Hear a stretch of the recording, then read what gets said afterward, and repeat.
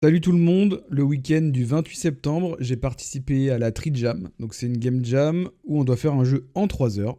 Je vous fais le débrief dans cette vidéo. Salut, c'est moi, c'est Proxima. J'ai pas d'intro, donc là voilà. La Tree Jam, qu'est-ce que c'est? C'est une game jam qui a lieu tous les week-ends où le but c'est de faire un jeu en 3 heures. Donc tous les week-ends, un nouveau thème, des nouveaux participants. Si vous voulez en savoir plus, n'hésitez pas à vous rendre sur Itch, je vous mets le lien en description. Le thème de cette semaine, c'était Future Jobs That Don't Exist Yet. Donc pour nos amis qui parlent pas bien anglais, ça veut dire les jobs du futur qui n'existent pas encore. Pendant la Tree Jam, on a autant de temps qu'on veut pour réfléchir au game design et ce qu'on va faire du thème du jeu. Assez rapidement, je me suis imaginé le nom du métier, Flux Gentorist. Une fois le nom trouvé, il fallait imaginer ce qu'est ce métier. Donc j'ai un peu tâtonné en me disant, on est dans une usine, dans le futur, on manipule une machine, et que fait cette machine ? Cette machine, elle reçoit des Gentors, qui sont une sorte de grosses bouteilles, et il faut flux ces Gentors. Donc pour les flux, il faut mettre un carburant à l'intérieur. Ce carburant, c'est de l'oléocolle, donc une huile colorée. Il y a 3 flux d'huile colorés différents, rouge, vert et bleu. On doit ensuite bien doser et bien régler la machine pour que la bonne dose de chaque type d'oléocolle rentre dans le Gentor et compose la commande qu'on a reçue de notre équipe.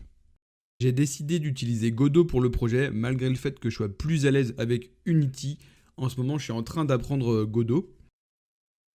Le jeu étant une interface où on contrôle une machine, j'ai passé pas mal de temps à apprendre à importer des sprites dans Godot, à faire de la gestion d'interface au final. Comment est-ce qu'on met correctement des boutons, comment est-ce qu'on les anime, comment est-ce qu'on fait des éléments interactifs à la souris. Comme d'habitude en Game Jam, j'ai pris des raccourcis bien dégueux où j'ai fait du copier-coller de code juste en changeant le nom d'une variable. C'est pas l'idéal, mais on gagne du temps. J'ai pas eu de bug majeur en créant le jeu, ce qui m'a permis de me concentrer sur bien habiller le jeu, ce qui en général me fait défaut pendant les Game Jam. J'ai eu le temps d'intégrer pas mal des dessins que j'avais faits, j'ai pu mettre quelques animations quand on déplace des objets, j'ai mis une animation quand on remplit le Gentor, avec du sound design qui est lié à ça. J'ai même eu le temps de faire des voix que j'ai intégrées dans le jeu, par-ci par-là, je te mets un extrait. Hello and welcome to your new job. You are the new Flix Gentorist. I'm sure you know your job, but if you forgot something, feel free to refer to the manual. Pour les éléments audio que j'avais pas et le bruit de fond de l'usine, j'ai utilisé des assets de Kenny, donc les sci-fi audio et aussi les UI sound.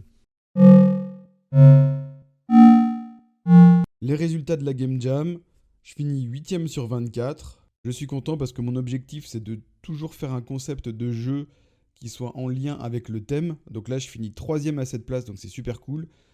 En audio je suis 2ème. Les gens ont remarqué que j'ai fait un effort sur l'audio en faisant des voix, en ajoutant un bruit de fond comme si c'était dans une usine. J'ai ajouté pas mal d'effets sonores parce que je voulais m'améliorer en sound design pendant cette Game Jam. Je pense que c'est réussi. Pour les visuels, 6ème, c'est normal, j'ai pas eu le temps de bien peaufiner, je me suis mis trop de travail en dessin, et c'est pas ma spécialité du tout, donc faut encore que je m'améliore là-dessus. Le gameplay et comment est-ce que le jeu est dans l'ensemble, c'est 8ème. Ça je comprends, parce qu'on est quand même sur un jeu où il faut juste cliquer sur des boutons et résoudre une énigme. Donc niveau gameplay, je peux comprendre qu'on n'est pas sur un jeu d'action, il y a beaucoup de choses à faire. Faut surtout essayer et échouer.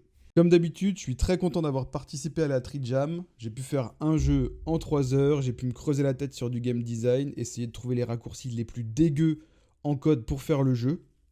N'hésite pas à tester toi aussi de faire la Tree Jam, c'est un bon défi.